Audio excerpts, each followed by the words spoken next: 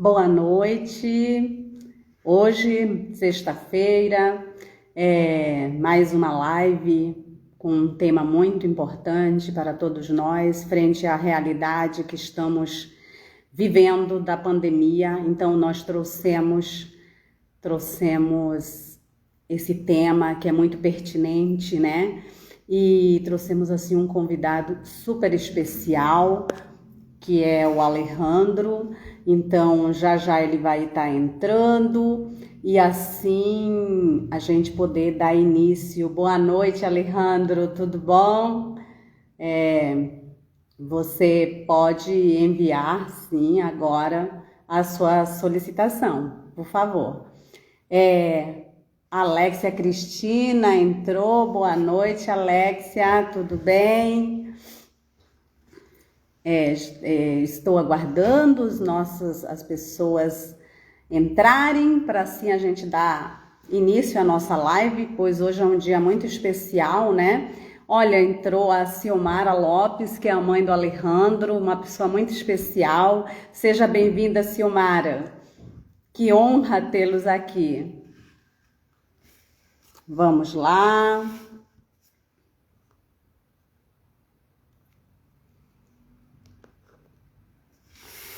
Alejandro, você pode enviar para mim, por favor, a solicitação?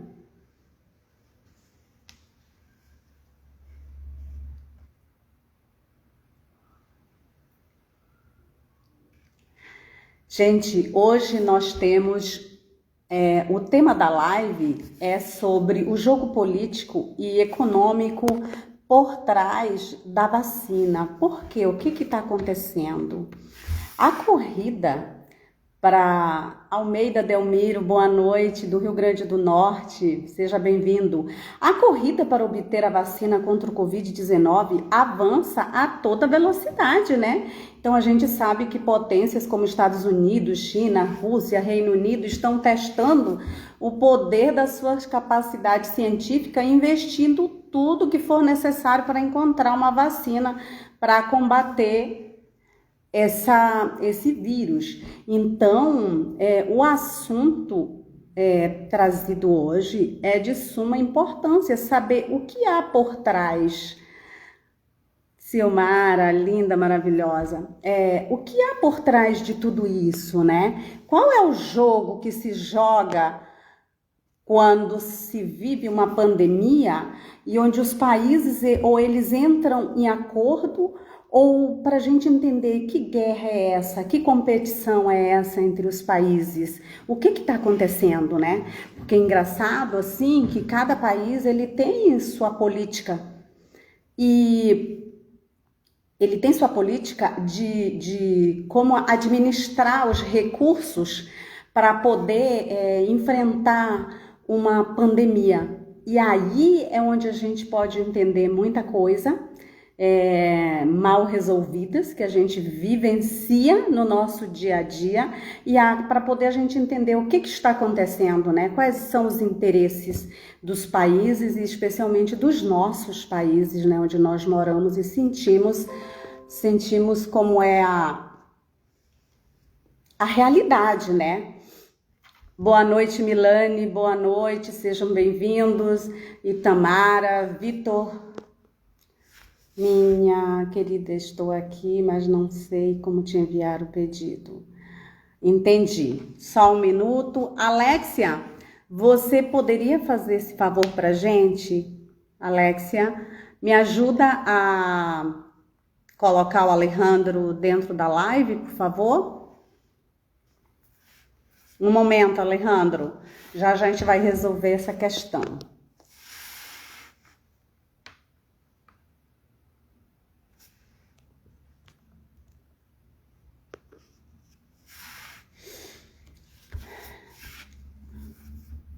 Seu convidado em apuros, boa noite. Sim! Cada um na sua área, né? Então, essa questão digital não é meio complicada mesmo, então a gente vai aprendendo aos poucos, é isso mesmo. Né, Alejandro? Só um minutinho que Já já a gente vai dar um jeito aqui de encontrar essa solução.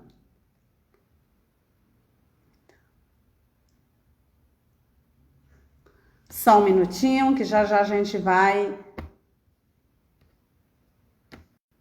Já vou dar um jeito aqui.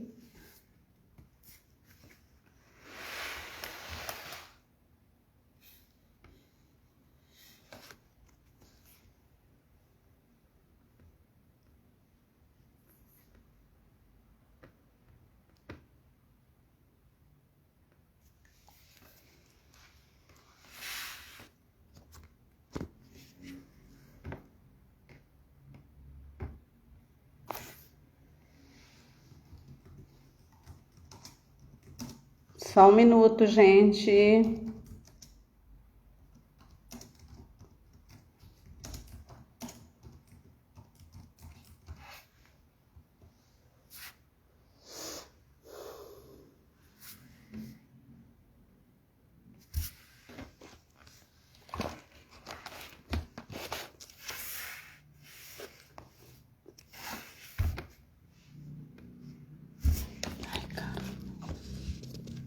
Só um minutinho, que nós vamos dar um jeito nisso, né, Alejandro? São gajes del ofício.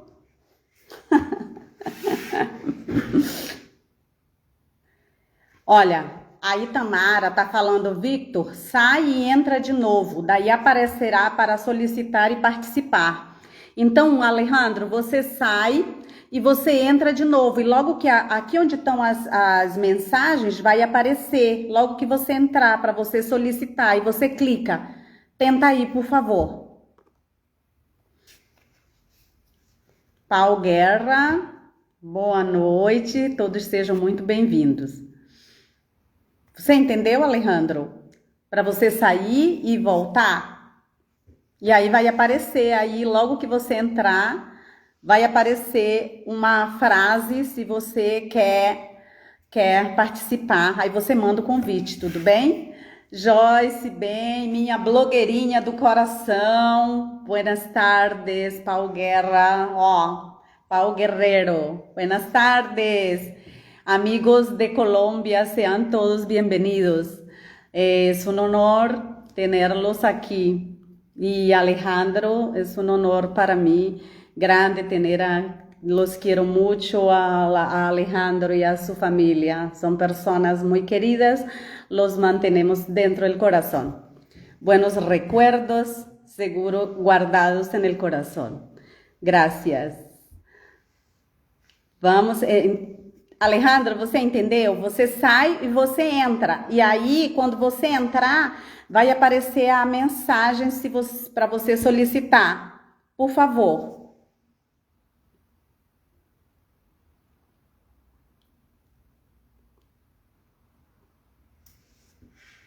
Ah, é que em Colômbia ainda é de tarde, claro, né? Aqui são 2 horas de diferença daqui do Brasil.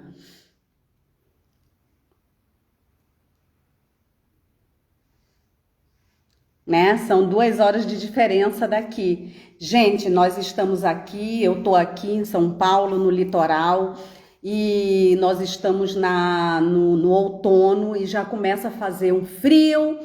E vocês sabem, né? Amazonense que é boa amazonense gosta de fogo. E aí bate um vento gelado, a gente sai, se cobre todo. Eu sofro muito aqui com esse frio, gente. Eu vou contar, vou me declarar, sofro bastante com esse frio. Então, por isso que eu tô aqui de cachecol, tá, minha gente? Mas que a amazonense gosta de estar de regatinha, né? Roupa de calor, que tá acostumada. Alejandro, você entendeu como é que é? Você sai e você entra de novo na live e aí logo que entrar vai aparecer a mensagem para você. Olha, em Bogotá, são buenas tardes. Lá ainda são 4h41, quer dizer, às 16h41, então estão em plena tarde mesmo. E aqui nós já estamos nas 18 e a mensagem não apareceu e eu a reiniciei e conta, não sei. Alejandro, veja se você me adicionou lá no Instagram, por favor. Veja lá se eu sou sua amiga do Instagram. Mande o convite, me aceite como amiga. Só um minutinho. Deixa eu entrar aqui com a moça que me auxilia na parte digital, gente, que eu tô aqui. Só um minutinho, que nós vamos já dar conta disso.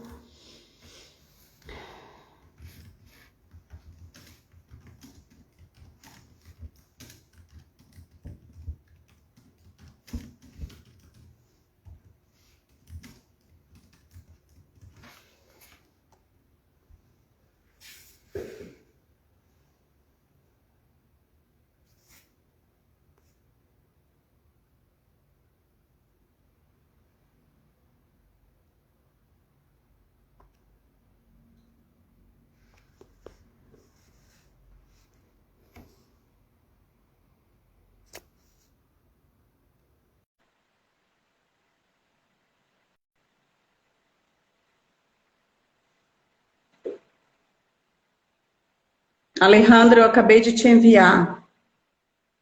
Dá uma olhada se chegou para você.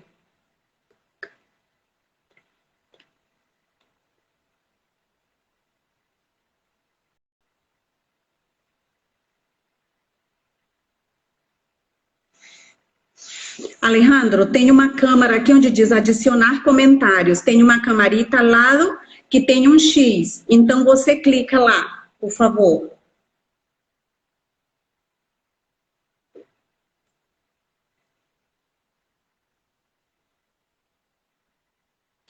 Tati Amorim, boa noite, Tati.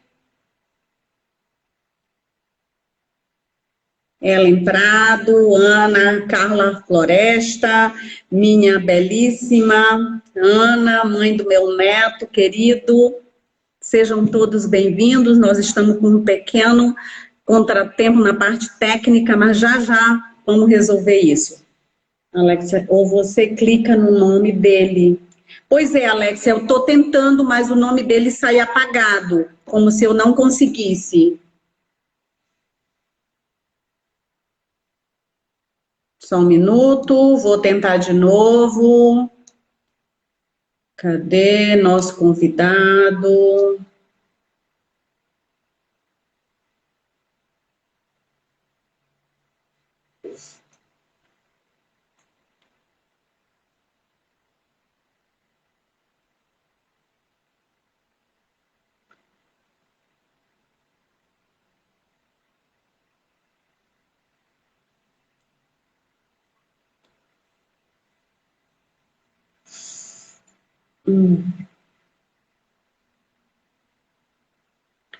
Alexia, sai quando eu mando para ele, diz Alejandro não pode participar. Por quê?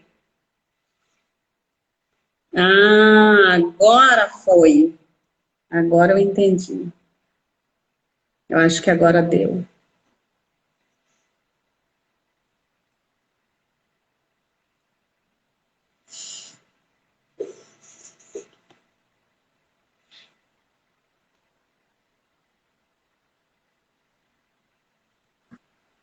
Ah, agora sim. Vamos lá. Só tem que virar agora a sua câmera, Alejandro. Boa noite, Alejandro. Boa noite. Eu não sei, eu tive problema, mas com o meu PC, porque é o Mac, eu não sei, ele tem muito segurança. É verdade, tem mesmo. Mas já resolvemos isso, né? Então tá tudo ok. Gente, nós temos, já passou 15 minutos, mas vamos lá. Olha, Alejandro, sua mãe já entrou, seus amigos estão entrando, então vamos dar início aqui. Gente, boa noite, sejam todos bem-vindos e bem-vindas a esta live que temos hoje com o tema Jogo Político e Econômico por Trás da Vacina. O nosso convidado de hoje é o Vitor Alejandro Godoy, que é um cientista político, ele tem vários mestrados, dentre eles nas áreas de assuntos internacionais, logística integral, business, que eu quase nem sei falar direito, e ele está concluindo um doutorado em estudos políticos, entre outras formações que o Alejandro tem. Então, é uma pessoa assim que de um currículo riquíssimo. Alejandro, seja bem-vindo, gratidão por aceitar o convite. Para mim é uma honra muito grande tê-lo aqui. Muito obrigado, Karina, por seu convite. Tão importante, principalmente quando há tanta desinformação sobre o tema da pandemia. É um momento em que, infelizmente, vimos a falta da liderança de muitas figuras em todo o mundo, não só na América Latina, mas internacionalmente, mas que da mesma forma nos mostra um cenário complexo em forma das desigualdades sociais, econômicas e políticas entre os países mais desenvolvidos e o mundo em desenvolvimento.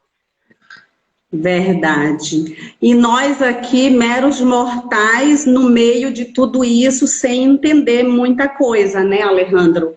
E a gente vê assim, que eu estava até comentando agora, antes, né, de você entrar, que a corrida, né, para obter essa vacina contra o Covid-19 avança a toda velocidade, né? E os países, assim, as potências como Estados Unidos, China, Rússia, Reino Unido, estão testando o poder tanto das suas capacidades científicas, investindo o que for necessário. Só que por trás de tudo isso, existe todo um jogo, né, político e econômico que a gente precisa entender, né? Porque a gente só sente, nós meros mortais, sentimos que alguma coisa não engrena, né? Mas é aí que a gente pode entrar. Então, eu gostaria de conversar contigo, né? Como é que a gente poderia entender a diplomacia da vacina e o peso geopolítico que está acontecendo? Com certeza, né? A corrida pela vacina foi vencida nos Estados Unidos, o Reino Unido, a Índia, recentemente, Rússia e na China, enquanto os países ocidentais se concentravam na vacinação das suas populações.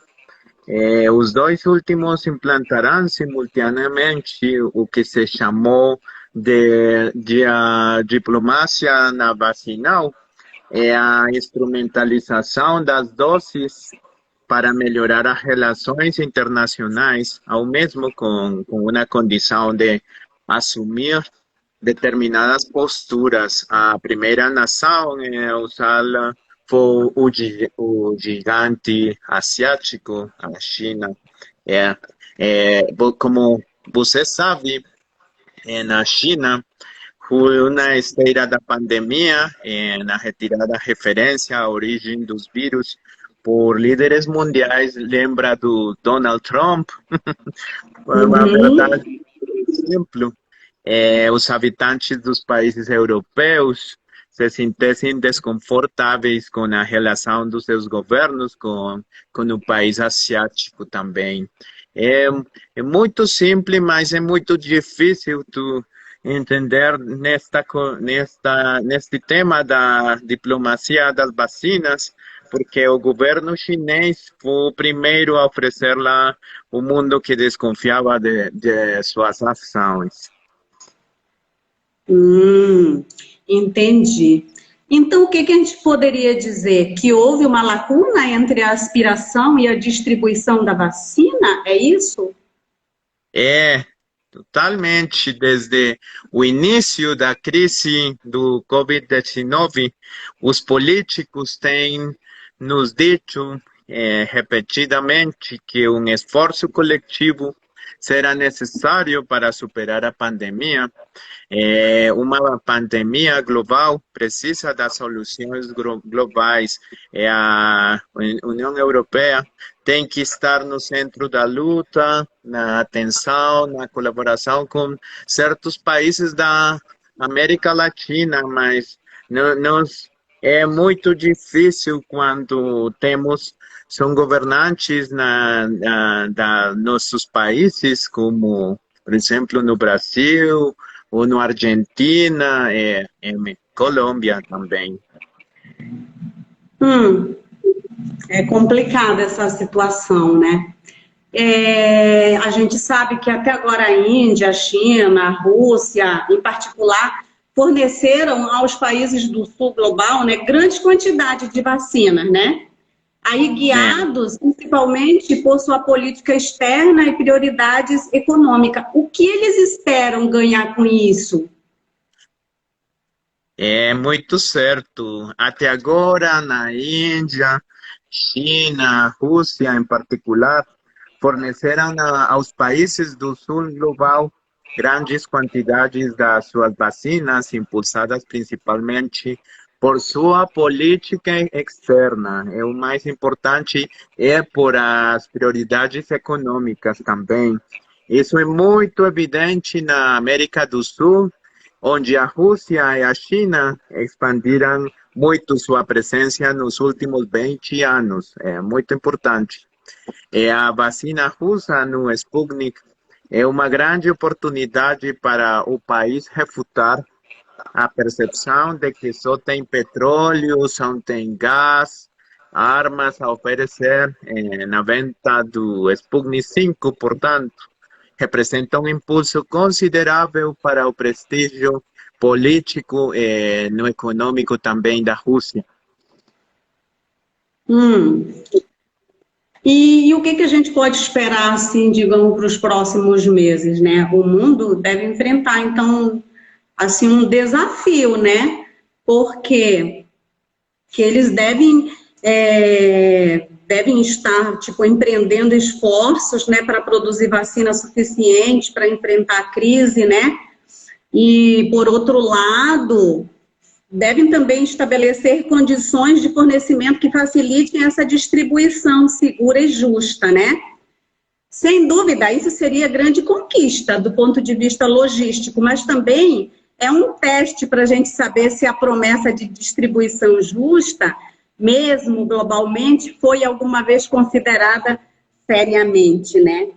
Ambos os processos devem ocorrer paralelo, mas qual a tua opinião sobre esse processo, Alejandro?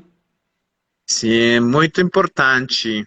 No entanto, essa prática de garantir esferas da influência deixa para trás muitos países na América Latina, no Oriente Médio, na região do norte da África, onde o vírus e suas mutações continuarão a se espalhar da forma incontrolável. Por exemplo, países da América Latina, como o México, um dos países lembra da mais ricos, estrategicamente importantes da nossa região, está do lado vencedor, está recebendo remessas da Índia, da Rússia, da China, e ao mesmo tempo os países pobres da América Central, entretanto, têm que esperar na fila pela COVAX o mecanismo da donação das vacinas, né, como grande parte da África subsaariana. Nações como Guatemala e Honduras se beneficiaram com a decisão das suas embaixadas para Jerusalém e já receberam vacinas da Israel. É uma situação terrível por nossos países latino-americanos em conjunto. Preocupante, né? Muito preocupante, muito difícil, retador por nossa salubridade também, Sim, na verdade, estamos muito vulneráveis, né, muito frente a essa. vulnerável. A diplomacia vacinal também é um fenômeno muito da cooperação Sul-Sul, um novo mecanismo por parte da China, na Rússia, em nossa região, mas é só por ter maior influência no América Latina. Entendi. E voltando a uma questão que anda de mãos dadas com essa distribuição de vacina na região, é a situação da saúde da América Latina, como você coloca. Como era esse setor antes da pandemia? Tinha muita diferença ou a pandemia ela trouxe alguns diferenciais? É muito bom. Lamentavelmente, o que mostrou a pandemia dos sistemas de saúde na América Latina é que ao início da pandemia do Covid-19, vislumbrou as deficiências de muitos dos sistemas de saúde dos países latino-americanos que durante este ano de emergência sanitária foram superadas pelas circunstâncias em diversas ocasiões, mas antes do Covid-19, não, nós temos no, a bom sistema da saúde, da salubridade, e por que não os governantes da América Latina não têm boas medidas neste sentido, saúde por parte de muitos governos, como nós sabemos. E a pandemia da Covid-19 circula na América Latina como há mais de um ano e fez com que o continente fosse o mais afetado do mundo. Dois dos três países com mais mortes estão aqui, lembra, em nossa região. E durante esses meses, situações de colapso foram observadas em alguns hospitais da região que alarmaram as autoridades. O caso do Brasil, por exemplo, é terrível. Terrível, terrível. Se eu te conto que eu passei as duas ondas do Covid em Manaus, e assim, a gente vive uma coisa muito, muito triste, como se estivesse numa guerra mesmo, né? Mas, Alejandro, eu te pergunto, que lições devemos aprender nesta área e qual deve ser o papel dos líderes da região frente a tanta coisa errada, ou será que nos pegou tão de surpresa e nunca pensávamos passar por uma pandemia, então nunca nos preparamos para isso? Então, quer dizer, os nossos líderes também não se prepararam? Não há uma política dentro da mesma política, né? Não existe a possibilidade de uma pandemia e para isso nunca estavam preparados? Sim, com certeza. É terrível, mas nós sempre sabemos que na América Latina nossos governos têm muita improvisação. E a crise do coronavírus será um teste de estresse para todos os governos latino-americanos ao colocar à prova da liderança presidencial e o aparato estatal. Os presidentes monopolizarão a gestão da agenda, o que nos tempos atuais de incerteza proporcionou certeza e liderança, com algumas exceções notáveis, mas o conjunto das atuações dos nossos presidentes da América Latina foi terrível. Lembra o caso do presidente do México, por exemplo, é terrível. Isso ocorre lembra de um contexto global da reavaliação do papel do Estado e do público e de uma demanda social generalizada por maior e melhor liderança política. A sensação de que o mundo como o conhecíamos não é mais um lugar seguro, a que estávamos acostumados, de origem a novas incertezas também, novas lutas sociais. Ninguém sabe como surgirá a crise atual, mas essa dúvida e magnitude do desafio condicionará muitas respostas do do governo, por isso as lideranças estão investindo grandes parte de seu capital político, priorizando a nova agenda por a pandemia. Interessante, mas olha aqui, para a gente não chorar e sim rir, né? Diz uma amiga nossa de Manaus que diz assim: o estádio de Manaus para a Copa foi bem planejado, sabe? Para uma pandemia estamos totalmente vulneráveis, mas os estádios do Brasil foram muito bem planejados. Quer dizer, falando em Manaus, porque Manaus foi assim, ficou muito em foco, porque a saúde totalmente fragilizada, né? Defasada, ficou perante o mundo, mostrou o que é uma saúde pública totalmente defasada. É uma vergonha. Então, só para a gente dar uma risada aqui, realmente, minha amiga Itamara, é isso mesmo. Falando um pouquinho de tudo isso, né, eu colocaria aqui para compartilhar com você e com os amigos da Colômbia, né, o Brasil e a política que ele tem para enfrentar uma pandemia, sabe, Alejandro? É muito interessante isso. Eu não sei se essa mesma política que eles têm, que nós temos aqui, outros países de Latinoamérica e do mundo também têm. Porque o que acontece? Aqui no Brasil, tudo que você for, governo, né? O governo, ele for adquirir, ele tem que fazer uma licitação, né? Então, uma coisa muito séria para você contratar uma empresa, tipo de ônibus, ou contratar uma empresa para construir um prédio, tudo tem que passar por uma licitação. E a nossa surpresa é que quando tem uma pandemia, não cai a licitação e fica livres compras.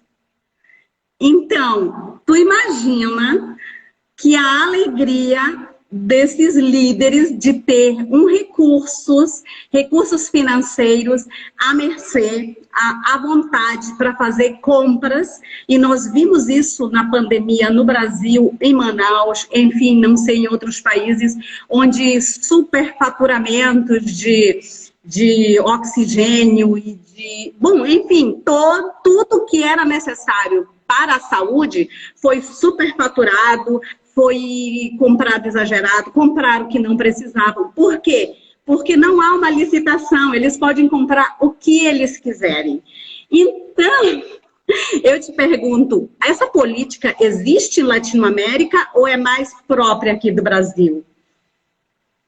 Não, é o mesmo caso na Colômbia também. Você sabe, nossa região, América Latina, é cheia da corrupção. Lamentavelmente, eu sei, no caso do Bolsonaro também, no caso do meu presidente Duque, é, com os vereadores, com os governantes, governadores e todos, tem uma política do sobreinflado dos pressupostos. É muito terrível na todos os países da nossa região. Isso é muito triste. Então, eu pergunto, né? A reflexão que eu faço é: a pandemia vai acabar? Porque quem tem interesse que acabe? Se eles têm o dinheiro para comprar livre, para sobrar dinheiro, enfim, para fazer o que quiserem com o dinheiro, qual a intenção deles de que acabe a pandemia? Vai acabar com os ovos de ouro? Com a galinha dos ovos de ouro? Tipo, é quase tirar o bombom da boca de uma criança, né? Então, é uma grande reflexão que temos que fazer, né? Porque, por isso que a gente vê esse jogo de como eles controlam essas vacinas, como eles controlam os picos. Será que quando existe uma onda de pandemia no Brasil, olha, eu fico com a minha mente mirabolante, né? Será que eles não deixam que aconteça para poder a pandemia não acabar? Isso é uma pergunta que eu faço para ti particular. O que tu acha disso? Que existe um jogo, uma estratégia para eles continuarem, para a pandemia se manter, para eles fazerem esse jogo econômico a favor deles? Totalmente. Eu penso que o golpe econômico é global e afeta uma América Latina altamente, você sabe, dependente das exportações de matérias-primas manufaturados para a China, nos Estados Unidos, para a Europa. Eu penso que essa é a realidade nesta pandemia, são estes países no investimento estrangeiro e do turismo fortalecem nestas potências. Então, eu penso nisto. E a América Latina, como a região, enfrenta uma tempestade perfeita, você sabe, neste âmbito, que é nos preços das matérias-primas, aperto das condições, mais condições financeiras, crescimento zero na zona do euro, que atingirá o Mercosul, por exemplo, que afetará a América Central e outros países da Latinoamérica, como México, como na Colômbia também. Esse é um jogo geopolítico destas potências. Sim, aí nossas pessoas, as pessoas que estão nos acompanhando estão falando exatamente isso. Golpe econômico através de uma guerra biológica. Aí ela está até perguntando, através de uma guerra biológica, é uma guerra biológica, né? E a outra está falando, de fato, o caos é providência politicamente. Então, quer dizer, essa questão desse vírus chinês, vamos colocar assim. Eu acho assim bem interessante, porque como é possível, Vitor, que supostamente, né, o vírus é chinês, as luvas são chinesas, os guantes são chineses, as máscaras são chinesas, a roupa que a saúde no mundo está usando descartável para se proteger, a maioria são chinesas. Gente, o que é isso? Será que a gente está cego, ou a gente não está vendo as coisas, ou a gente está se fazendo de cego? O que você acha disso, Vitor? É toda uma estratégia na China, nos negócios, na política. Eles têm muitos projetos com a América Latina, e tem uma relação muito forte, lembra, com países como o Brasil, lembra o caso da Lula. Lula tem uma relação muito perto com a China, com o governo do Xi Jinping, o líder nessa nação. Tem uns interesses muito claros da América Latina, como as matérias-primas, como o ouro, como o petróleo também. É muito interessante. Lembra que eles querem arrasar com tudo. É a verdade, eu sei. Mas o interesse tipo da China com os países, vamos dizer, latino-americano, que é onde a gente está aqui, claro que o interesse dele é mundial, mas é mais para ficar como uma potência econômica, ou ele está preocupado muito em dominar para pegar todo o alimento? Porque eu falo assim, eu já ouvi até o Milani, que está assistindo aí, ele fala assim, são uns gafanhotos, né? Porque eles têm muita gente lá e eles precisam comer, né? Então, usam de toda uma estratégia para buscar essa comida, e nisso eles vão fazendo contratos, fazem de conta que ajudam os países, mas por trás eles sempre ganham. Não é assim? Lembra, por exemplo, o caso no Brasil da deforestação da floresta da Amazônia. É terrível, terrível, e tem muito, na verdade, com o tema da agrobusiness, por exemplo, neste sentido, eles querem todo o tema da alimentação, também é muito importante para eles, mas eles também querem outros recursos das matérias-primas, como eu disse anteriormente, como o caso do ouro ou outras coisas na nossa região. É muito triste porque a América Latina é muito rica dos recursos minerais, mas lembra, não tem muita tecnologia. Aí vem esses países cheios de tecnologias para ajudar, porém, né, eles querem o que está debaixo da terra, que são os nossos minérios, né? É E qual muito seria, triste. muito triste isso, e qual seria o papel, assim, desses próximos governantes? O que, que você acha que eles deveriam focar?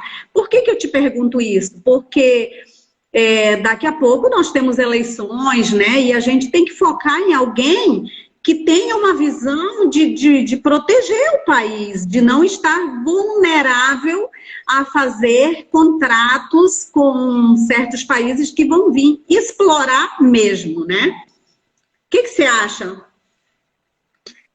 Lembra que na atualidade, neste maio deste ano, não são os mais propícios para um diálogo racional, honesto, sereno para todos, absolutamente todos, o governo, os comitês de desemprego, ricos, os pobres, os poderosos e não poderosos também, mas no Brasil tem o mesmo caso na Colômbia. O próximo ano nós temos eleição também. É muito preocupante porque é possível que o troco do governo seja em outro sentido.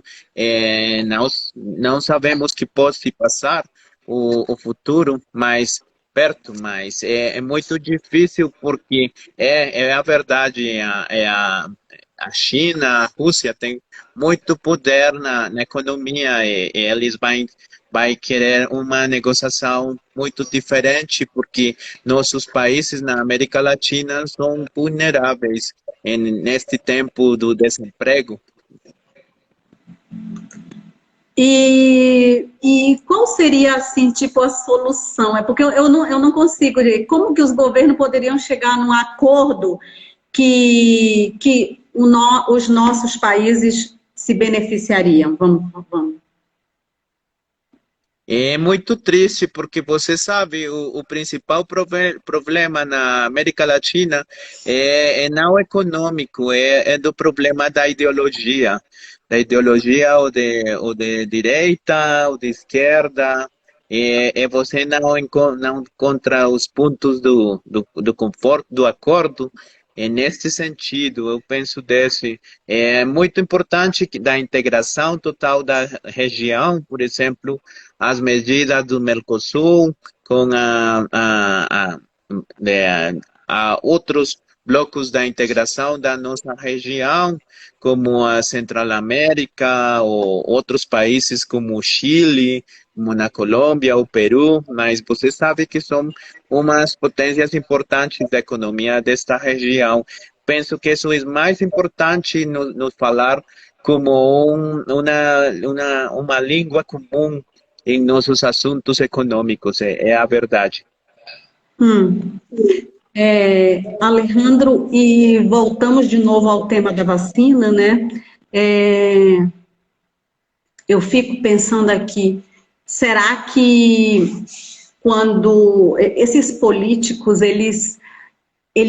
quando eles buscam dar essa atenção, quando eles buscam comprar mais dose de vacina, isso é um jogo político?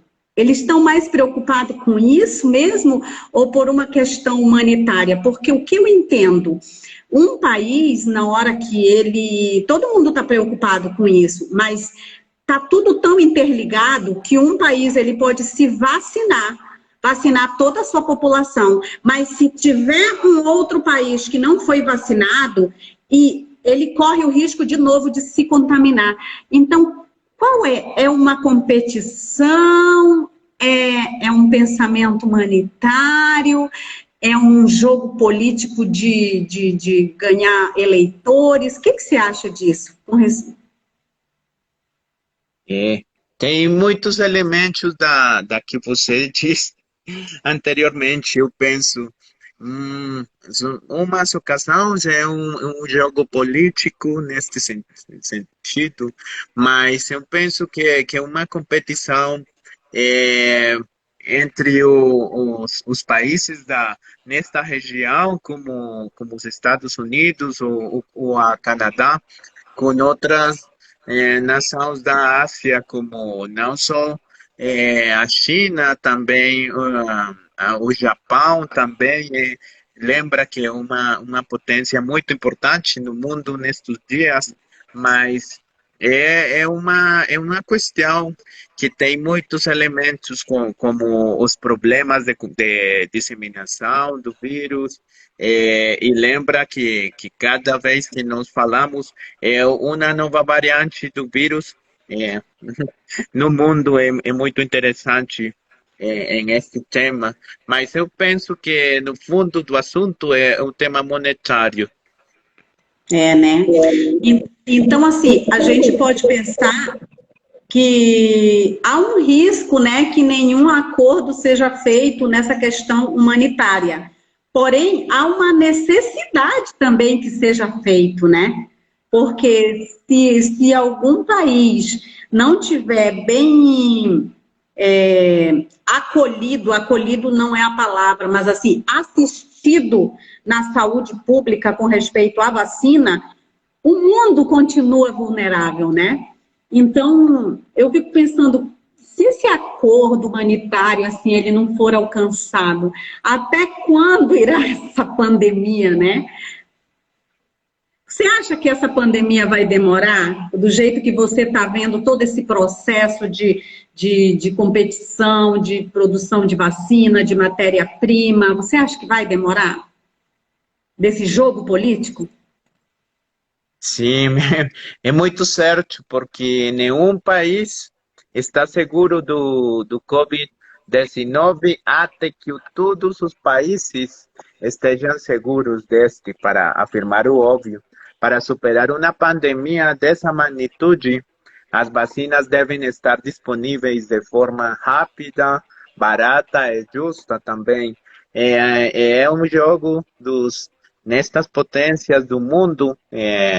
Eu penso que pode ser até o próximo ano, por exemplo. Ai, meu Deus, Deus queira, nós já estamos precisando voltar ao novo normal, né, Alejandro? Na cinema, do jantar com os parceiros. Como dizemos nós aqui, os brasileiros, eu tô louca para aglomerar. É, no Que aglomerar carnaval, lembra? carnaval, sair com as amigas para tomar um chopp, né? Faz falta isso, porque isso também é viver, isso é saúde, né? Eu É a não parte sei. da nossa vida, da nossa existência. Sim, e eu não sei como é que tá. Você tá em Bogotá hoje, né? Né? Sim, eu sei que Mas Bogotá e a Colômbia a coisa também tá feia, mas vocês têm uma restrição mais cuidada, né? Mais forte. Então parece que vocês conseguem ter um controle maior dessa infecção, né? Vamos dizer assim, dessa contaminação. Realmente, até hoje ainda há uma restrição de pessoas na rua, né? Mas na verdade, na prática, o número dos casos, dos mortes, é muito alto, né?